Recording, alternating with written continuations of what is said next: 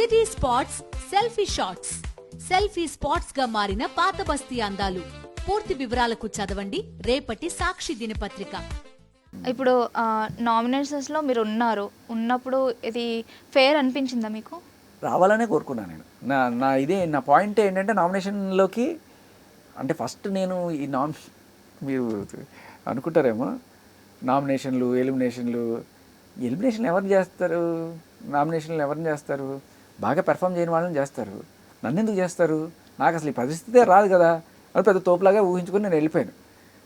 తర్వాత నాకు అర్థం ఏంటంటే బాగా పెర్ఫామ్ చేయాలి, దీనికి సంబంధం లేదు, పక్కనోడికి నేను నచ్చకపోతే నేను నామినేషన్ చేసేస్తాడు. ఓకే సరే పోన్లే, అది కూడా మంచిదే. వీడే నన్ను పంపించేది కాదు కదా, జనాలు డిసైడ్ చేస్తారు కదా.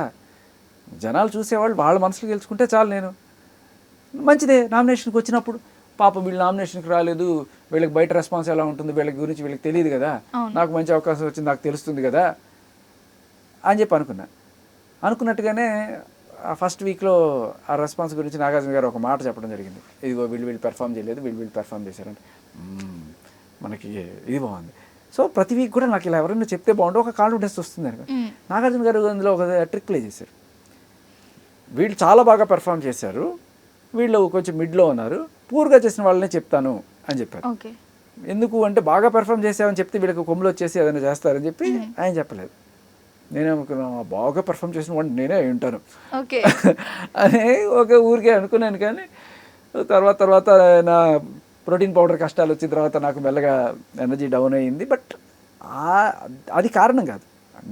నా ఎలాంటి వాడిని అంటే మేబీ యాక్టివ్గా ఎగరడాలు దూకడాలు లేకపోయినా కూడా అలా సటిల్గా ఇందాక చెప్పినట్టు నా స్పైన్ క్రెస్ట్ మీ కళ్ళకి స్ట్రెయిన్ అన్నట్టు అలాగుండేది కావండి.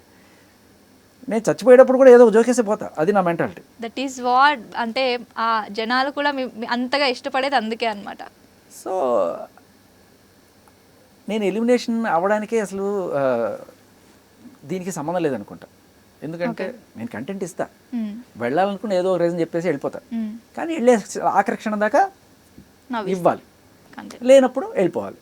Okay, I enjoy nomination. ప్రతిసారి రావాలి మనకి, ప్రతిసారి టాప్ 10 సాంగ్స్ చూడండి అని చెప్పి వేస్తుంటారు కదా. టాప్ సాంగ్ అనగానే మనకు ఒక ఇది వస్తుంది కదా, మన ఫేవరెట్ సాంగ్ దాంట్లో ఉంటే. అలా నామినేషన్ రావాలి, డిసైడ్ చేయాలి. ఎందుకు దాక్కోవడం? వేసుకో, తప్పలేదు. వేసుకునేటప్పుడు నాకు తప్పలేదు. నన్ను వేసేటప్పుడు నువ్వు నన్ను ఏమో తిట్టావా, నేను వేసుకుంటా అది. సో ఎవరెవరైతే నన్ను ఇట్లా చేశారో నేను వాళ్ళకి రిటర్న్లో ఇచ్చా. ఓకే.